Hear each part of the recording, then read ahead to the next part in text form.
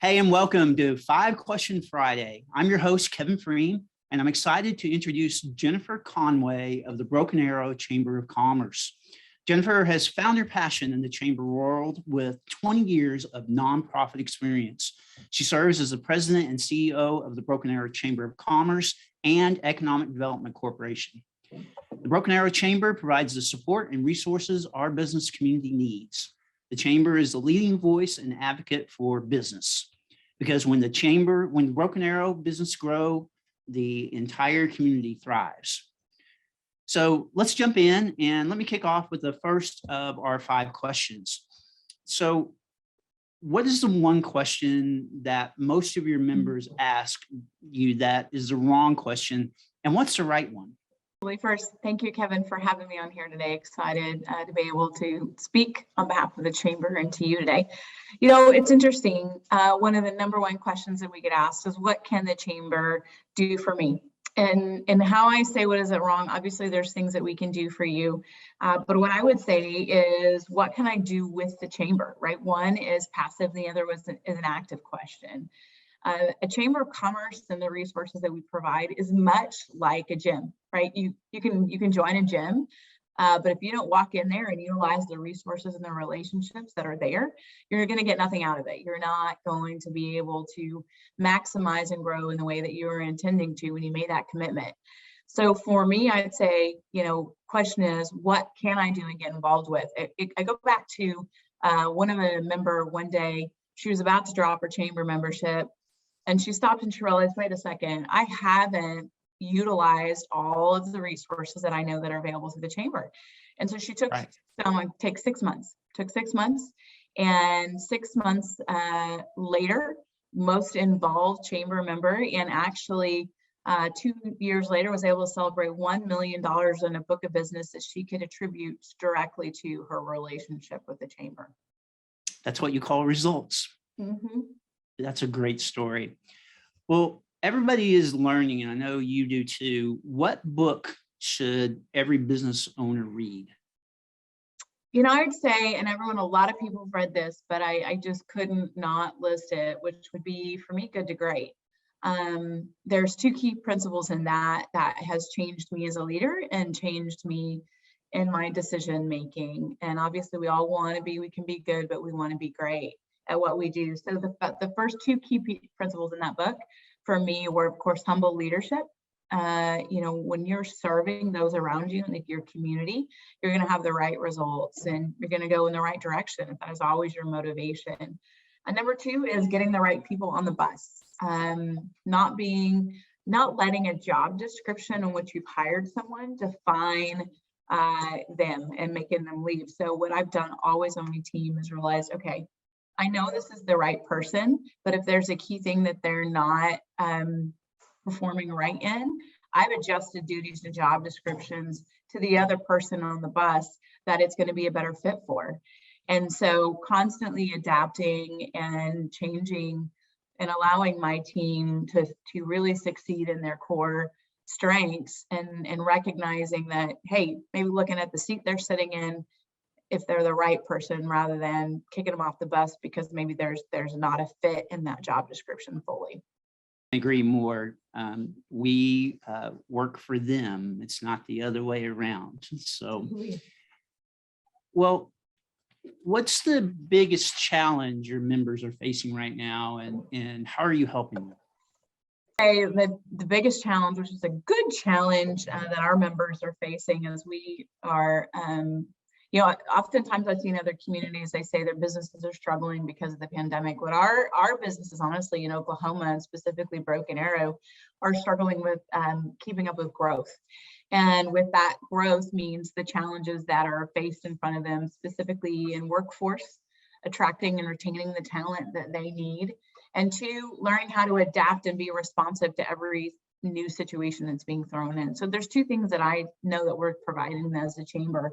One is from our economic development standpoint, we've opened a Work in VA Career Center, and we're a workforce center of excellence. So we are always looking how we can attract business or employees now to our businesses, as well as working with our education partners to build that pipeline for what they're going to need down the road.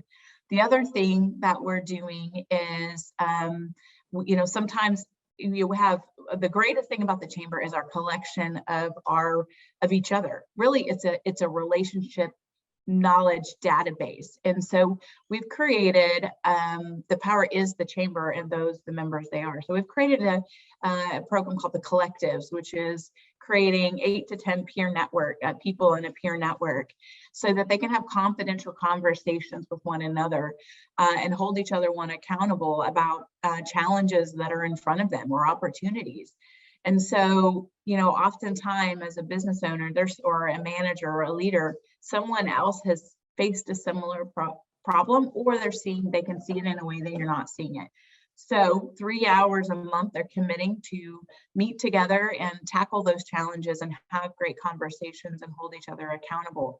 And that is the power of the chamber, is our members. So we're excited to have that program as well. Tremendous, and you're so right. You can't go ask your spouse or friends about how do you deal with this issue in business, because they just don't know. What is a underrated productivity tool that's indispensable for your work? Interesting. I thought about this because we've always struggling with what is that perfect planner or that perfect online tool, and we utilize several. But when I got down to it, when you say underrated, I would say myself. When having productivity, if we don't commit the time as an individual to stop and set our boundaries and our priorities each week, your calendar is going to rule you. You're not going to rule your calendar. And so being intentional with your time has been incredible for me, because there's always a fire and there's always someone who thinks you need to be doing something. And I found as I step back and take the time to set my own priorities that week, and even block off time on my calendar to accomplish those key priorities, I'm moving the needle. I'm moving that ball down the field. And if I don't do that, then I find I put out a lot of little fires and didn't accomplish those key things that were really going to be what was be transformative that week for the organization. So I would say really myself, that I am the source of my productivity.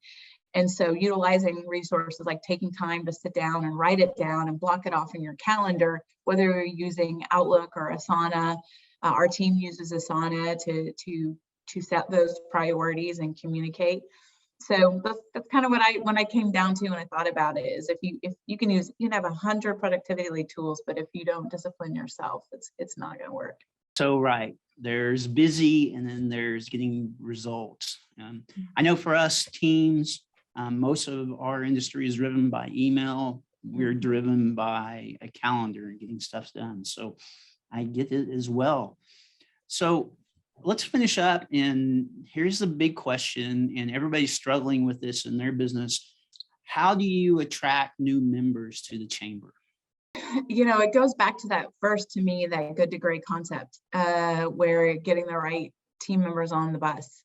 And for me, I look at it twofold. I can promote my business in the chamber 100 times, but if I am not a good chamber, if we've not built a good chamber, we're not going to be successful. So I would say first, building that right team, and then that right team builds the right programs. And we work as our team and the chamber and the EDC to be completely responsive and really that servant's heart to our members in the community.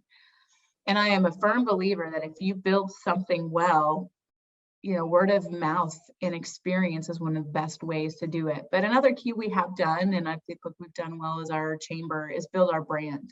So when you do see those programs and when you see what we're doing, you can always circle back to the brand that makes it, to identify it. So from those kind of key concepts is building the right team, the right programming that's responsive and flexible to your members' needs, and the key pain points for businesses, and then ultimately then telling that story both from those who've experienced it and through your social media networks and brand.